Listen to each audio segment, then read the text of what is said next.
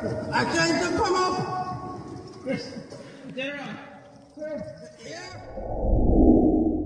सिर्फ 2 minute, 2 minute के लिए आप उस बात की कल्पना करना जो आपको मैं बता रहा हूँ।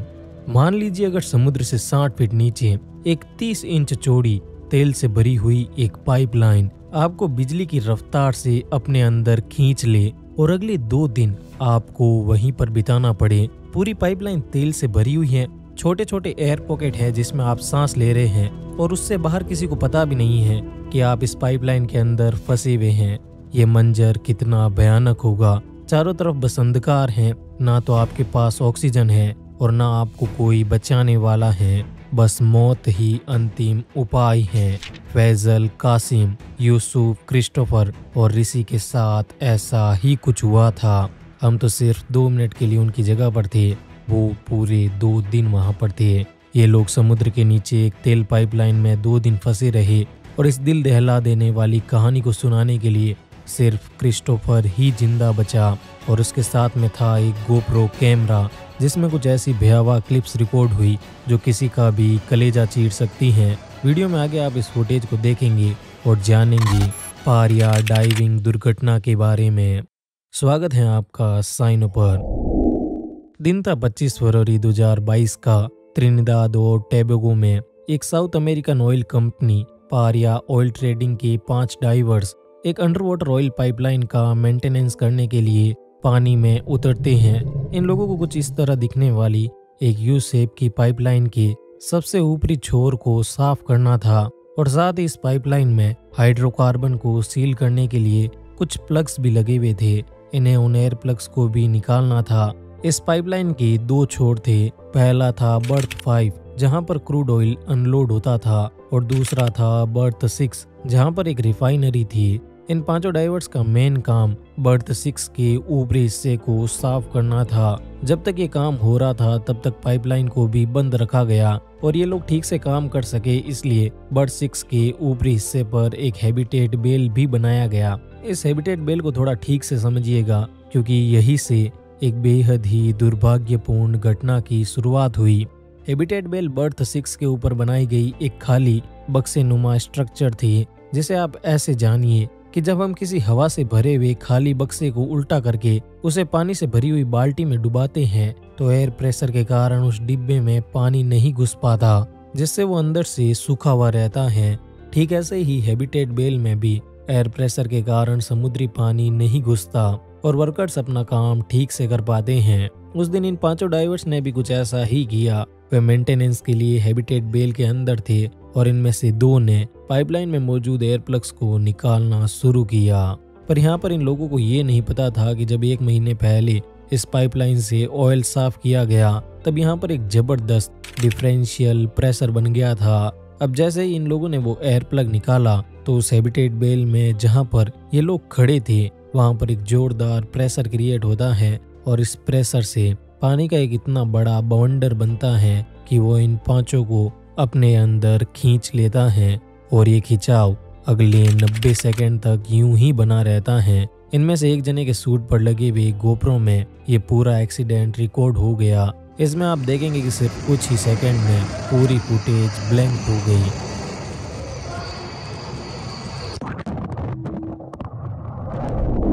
अब ये इन लोगों की खुशकिस्मती कहिए या बदकिस्मती, 90 सेकंड के इस खिंचाव के बाद अब ये लोग उस पाइप में एक ऐसे हिस्से पर जाकर फंस गए जहां पर हल्का सा कर्वेचर था और एक एयर पॉकेट बना हुआ था। इस एयर पॉकेट में ये लोग सांस ले सकते थे और यही सबसे दर्दनाक बात थी।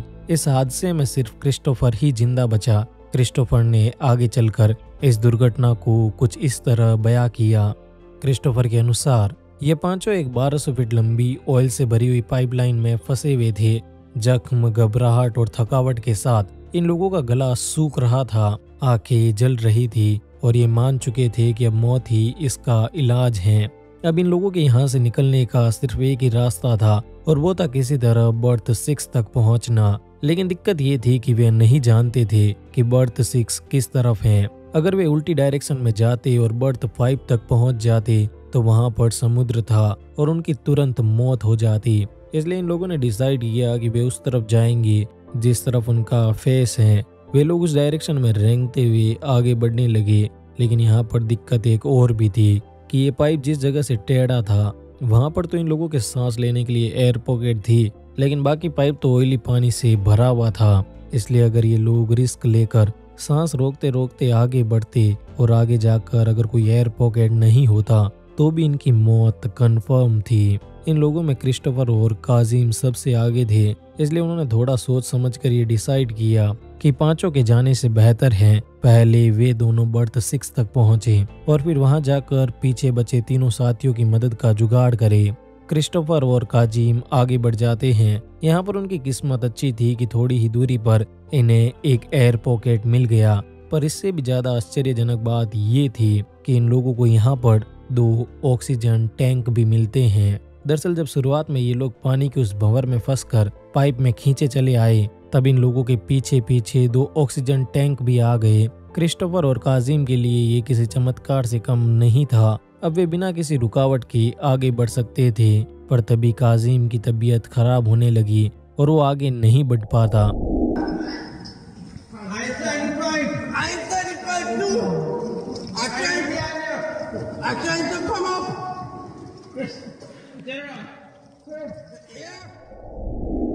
क्रिस्टोफर अकेला ही बर्थ 6 तक पहुंचने का फैसला करता है। इस वक्त ये लोग बर्थ 6 और उस पाइपलाइन को जोड़ने वाले जॉइंट से थोड़े ही पीछे थे। क्रिस जल्द ही उस जॉइंट तक भी पहुंच जाता है और यहाँ पर उसे एक और डर सताने लगता है कि क्या होगा अगर ये बर्थ 6 की बजाय बर्थ 5 हुआ तो वो तो ऊपर से बंद है, फिर ये लोग क्या करेंगे।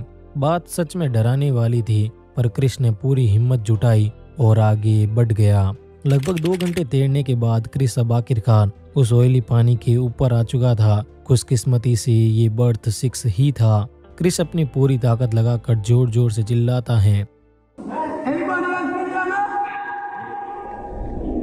बर्थ 6 के मुहाने पर कुछ रेस्क्यूअर्स खड़े थे। उन्हें क्रिस की आवाज सुनाई दी। उन्होंने एक लंबी रस्सी उसकी तरफ फेंकी और क्रिस अपनी मौत से जीत गया। लेकिन रेस्क्यू होने के बाद भी क्रिस काफी घबराया हुआ था। उसे अपने साथियों की फिक्र थी। उसने रेस्क्यू टीम को समझाया कि किस तरह पाइपलाइन में छोटे छोटे एयर पॉकेट्स हैं, जहां पर उसके चारों साथी अभी भी जिंदा फंसे हुए हैं। इस वक्त तक रेस्क्यू टीम को लग रहा था कि पाइपलाइन तो पूरी पानी से भरी हुई है, इसलिए शायद सभी लोग मारे गए। लेकिन जैसे ही उन्होंने क्रिस्टोफर की बात सुनी, उनकी आंखों में चमक आ गई। उन्होंने तुरंत पाइपलाइन में गोता लगाया। जैसे जैसे ये लोग अंदर जा रहे थे, ये जगह जगह पाइप पर टक टक की आवाज भी कर रहे थे, ताकि किसी तरह अगर सर्वाइवर्स को इनकी ये आवाज सुनाई दे तो वो सिग्नल दे सके। हुआ भी कुछ ऐसा ही। जैसे ही चारों सर्वाइवर्स को पाइप पर टिक टिक की आवाज सुनाई दी, उन्होंने तुरंत अधमरी हालात में पूरी शक्ति जुटाकर पाइप को वापस पीटना शुरू किया। इस ऑडियो को ध्यान से सुनिए।